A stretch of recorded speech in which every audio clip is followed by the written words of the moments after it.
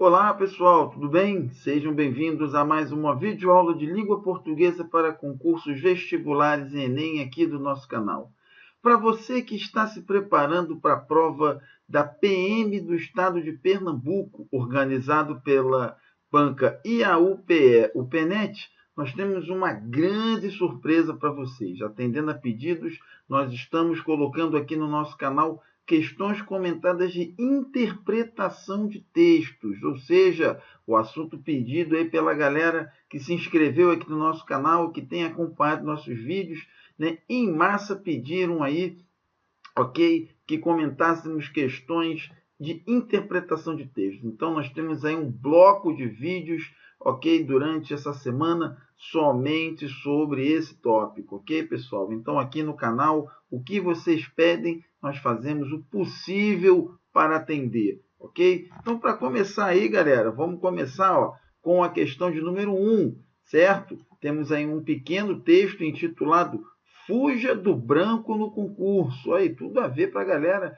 que está se preparando aí, ok? Como é que a gente pode, então, começar a trabalhar as questões de interpretação, pessoal? Então, em primeiro lugar, a gente tem que pensar o seguinte: interpretação de textos é um assunto como qualquer outro que pode ser cobrado numa prova de concurso, ou seja, há sim uma matéria interpretação de texto para estudar, certo? Então, da mesma forma que a gente estuda análise sintática, ou estuda acentuação, ou concordância, podemos e devemos estudar a interpretação de texto.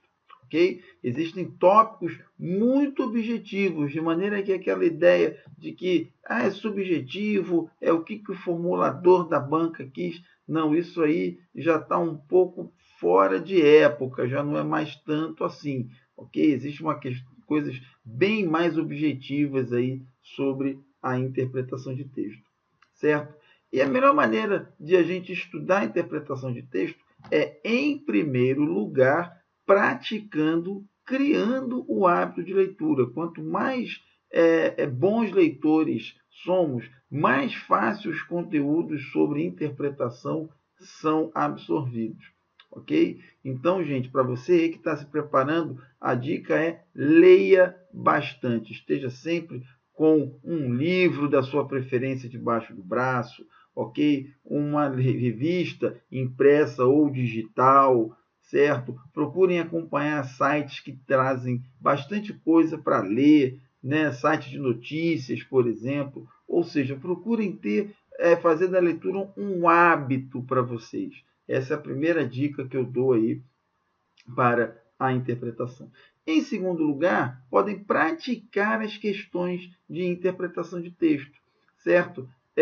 Porque as questões costumam girar em torno de tipos comuns. Por exemplo, sempre cai nas provas uma questão de interpretação global do texto, ou seja, uma pergunta que vai incidir sobre o que o texto como um todo quer dizer, quais foram as intenções do autor com aquele texto, quais são os objetivos do autor com aquele texto. É mais ou menos como acontece nessa questão aqui, número 1, certo?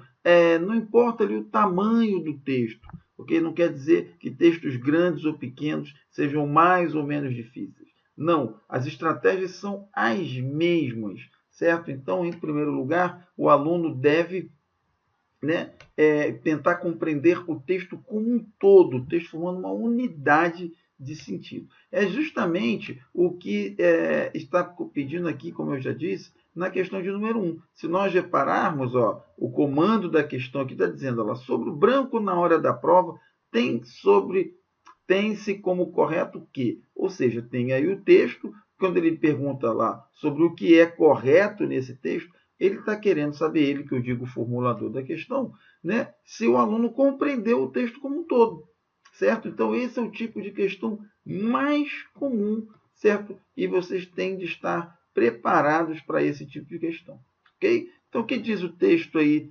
Fuja do branco no concurso.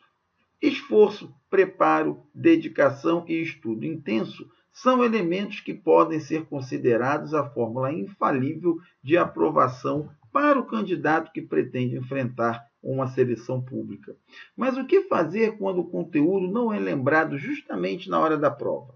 O conhecido branco, problema que acomete muitos candidatos, não é tido como um simples imprevisto. Ele pode acontecer por influência de fatores diversos que ocorrem antes ou durante o exame. Certo? Foi um texto que caiu no Jornal do Comércio em 7 de julho de 2014. Então, mais uma vez, gente, sobre esse texto, é correto afirmar o quê? Que letra A, ele atinge sobremodo pessoas portadoras de problemas de memória. Uma outra dica que a gente pode ter aí no texto, gente, é que a sua interpretação é circunscrita a ele. Ou seja, tudo que você precisa para responder a questão está no próprio texto.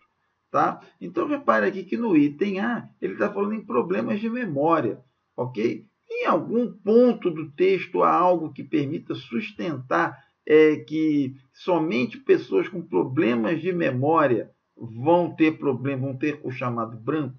Repare que não há nada no corpo do texto aqui que me permita dizer isso. Ah, mas eu li em algum lugar que isso tem... É o texto que tem que dar essa indicação para vocês.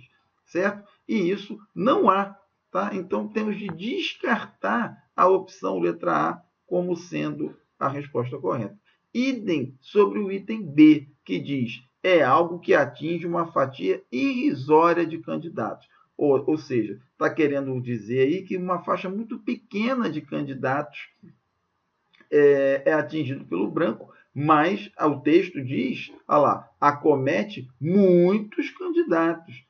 Muitos candidatos não pode ser irrisório, ok? O truque aqui foi fazer com que o candidato interpretasse errado o que vem a ser o adjetivo irrisório, ok? Que tem aqui o irrisório, ó, que tem aqui no item B, certo? O irrisório significa pouco relevante, né, com pequena quantidade, tá?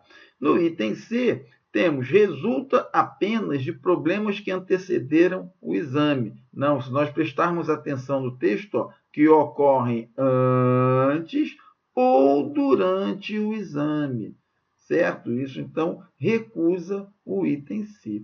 No item D, a gente tem não é concebido como algo que surge inesperadamente, certo? Então, vejam que nós temos aqui, ó, não é tido como um simples imprevisto. Ó. Tem um pedaço aqui do texto que me confirma, ó, aqui, ó, que não é algo que surge inesperadamente, ou seja, não é um simples imprevisto. Então, a resposta, gente, da questão 1, letra D, certo? Então, vejam que o texto como um todo tem de ser interpretado, o seu sentido global, e, em segundo lugar, prestar atenção nas informações que estão contidas nele, porque essas informações é que são base para a busca da resposta correta. Porque não tem que buscar a resposta em nada que esteja fora do texto. Existem até questões que fazem assim, a gente vai ver em outros momentos, mas, de um modo geral, o texto responde a si mesmo. Tá legal? Então, na questão número 1, tivemos aí a questão, o item D como resposta. Já na questão 2, temos um outro texto aí, né, a respeito da Copa do Brasil de 2014, ok? Que vai me dizer aí o seguinte: não só de bola viveu o Mundial do Brasil. Gente, cores, festa, risos, lágrimas compuseram o cenário. Palavras também. Ao lado da redonda, a língua foi grande vedete. Olhos e ouvidos mantiveram-se atentos a grafias e pronúncias. Houve carinhos e pancadas, como os deixados pela seleção verde e amarela. As carícias ganharam de goleada, mas 7 faltas doeram como os chutes alemães. Um texto que saiu então aí no Diário de Pernambuco, em 13 de julho de 2014. Ao ler o texto, conclui-se que, então, idem a questão anterior, gente. Mais uma vez, uma questão que busca a interpretação global do texto, certo? Então, temos aí como opções, letra A Copa só visou a bola, deixando tudo de lado, né? E aí isso é negado pela primeira informação que eu tenho aqui, ó, não só de bola viveu o Mundial do Brasil, ou seja, se não só de bola, então a Copa não visou somente a bola, ok? No item B, a Copa visou, além da bola, a outros elementos importantes, como palavras. Então temos lá, ó, gente, cores, festa, risos, lágrimas, ok? E palavras foram também, ok? Então, o que acontece aí? Né? A Copa não se tratou, não visou somente a bola, mas também outros elementos que são citados no texto. Logo, a resposta da questão 2, galera, item B, certo? Mais uma vez, vemos que existem no próprio texto as pistas necessárias aí para a resolução das questões.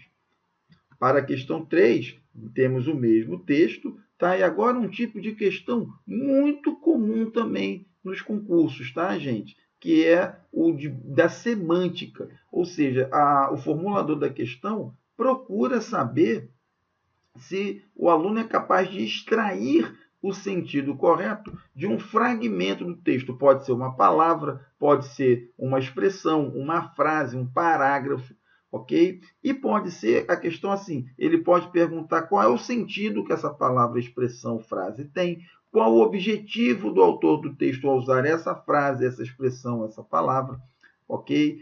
Quais são os efeitos de sentido que podem vir daí. Pode provocar raiva, pode provocar alegria, pode provocar satisfação, ok? Seja como for, é sempre a respeito do significado de um fragmento do texto. Esse é um tipo de questão muito comum e a dica é que o fragmento tem que ser interpretado no texto, certo? Ah, mas essa palavra pode significar isso também, porque eu já vi o dicionário, excelente, mas o que a questão pergunta é o que ela está significando nesse contexto em que ela está inserida.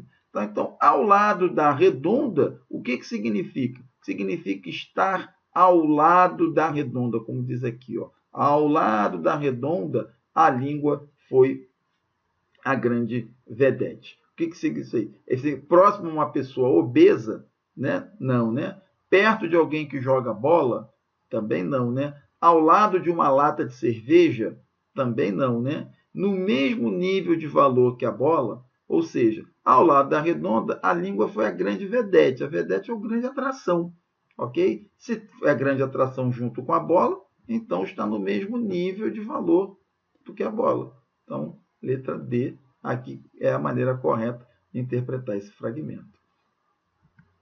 Na questão de número 4, temos em qual das passagens abaixo está registrada uma comparação realizada pelo autor do texto. Aqui é um outro tipo de questão de interpretação também, pessoal, que está pedindo aí para ver onde é uma comparação. Esse tipo de questão, a gente diz, é que onde o autor procura relacionar gramática, né, com interpretação de texto. Tá? Então, onde ele fez uma comparação, onde ele comparou coisas. A dica aqui é lembrar das maneiras como a comparação é feita gramaticalmente. Você pode comparar usando uma metáfora, você pode comparar usando conectores que indicam comparação, ok? E é justamente o que ocorre nessa questão. Repare que aqui, ó, no item B, eu tenho o como, que é uma conjunção comparativa, certo?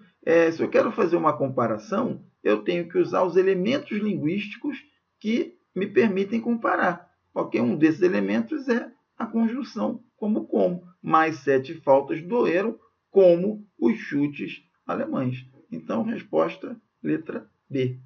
Nesse tipo de questão, procure os tipos gramaticais, as estruturas gramaticais que são responsáveis por aquilo que está pedido. Se tivesse pedido, por exemplo, onde há uma intensificação, você vai ter que procurar advérbios de intensidade.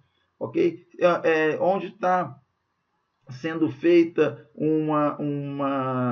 digamos, um efeito de humor, né? Você vai ter que procurar palavras que denotem coisas engraçadas, certo? Então, sempre busquem aí os elementos gramaticais responsáveis por aquilo que está sendo pedido. E para finalizar por hoje, temos aí a questão de número 5. Precisamos dar um sentido humano às nossas construções.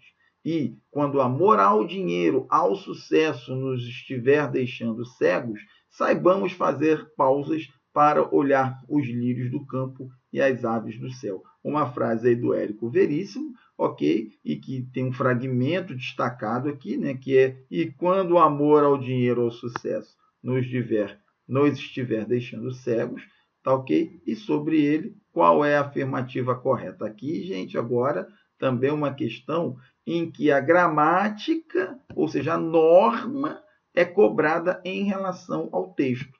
Ok? Repare que as questões aqui são sobre elementos da norma culta, aquilo que está correto ou incorreto. Tá? Porque essa norma também tem uma função textual, ela é também responsável por conferir sentido ao texto. Ok? Então, muitas questões pedem também essa relação entre a gramática da norma culta e o texto. Então, ao dinheiro indica exemplo de regência nominal. Repare que ao dinheiro está ligado aqui, ó, o amor ao dinheiro. E o amor é um nome. Esse ao dinheiro, então, é complemento de um nome. Ok? E se é complemento de um nome, é estudado pela regência nominal. Então, o item A aqui, ó, tá correto. Se o termo dinheiro fosse substituído por riqueza, a crase seria facultativa? Repare que dinheiro é masculino e taxa e riqueza, perdão, é feminino. Ok? Se eu tenho um nome feminino, a crase passa a ser obrigatória e não facultativa. Se aqui então fosse amor trocasse dinheiro por riqueza, ficaria amor à riqueza. Olha o ao aqui, ó, certo? Né? Tem o artigo masculino o, se eu boto uma palavra feminina, vai o artigo definido feminino a com a, dá a crase obrigatória. Então, item B errado. A vírgula após o termo dinheiro é facultativa, essa daqui? Não, ela é obrigatória, porque eu tenho que separar elementos da mesma função sintática. O verbo deixar exige complemento regido de preposição? Não, se eu for lá aqui para o verbo deixar, estiver deixando cegos, ok? O deixar aqui tem um sentido de verbo de ligação, ok? Não há preposição nenhuma aqui, logo, ele não vai exigir complemento regido de preposição. E o item o termo cegos indica que o texto se refere a pessoas do sexo feminino? Não, porque nesse caso seria cegas, flexionado no gênero feminino, ok? Então, a análise do item A já indica aí, dos itens, indica a resposta para o item A. E aqui a gente encerra esse bloco de 5 questões de interpretação de textos, pessoal, para vocês aí que estão se preparando para o concurso da PM do Estado de Pernambuco. Não deixem de estar ligados aqui, porque vamos nessa semana lançar outros vídeos sobre interpretação de textos, viu, pessoal? Ok? Vamos mostrar para vocês aí outros tipos de questão de interpretação que podem ser cobrados. Ok? Então se inscreva aqui no nosso canal e vão acompanhando aí as nossas constantes atualizações, tá certo? Eu espero vocês na próxima videoaula, galera. Um abração e até lá.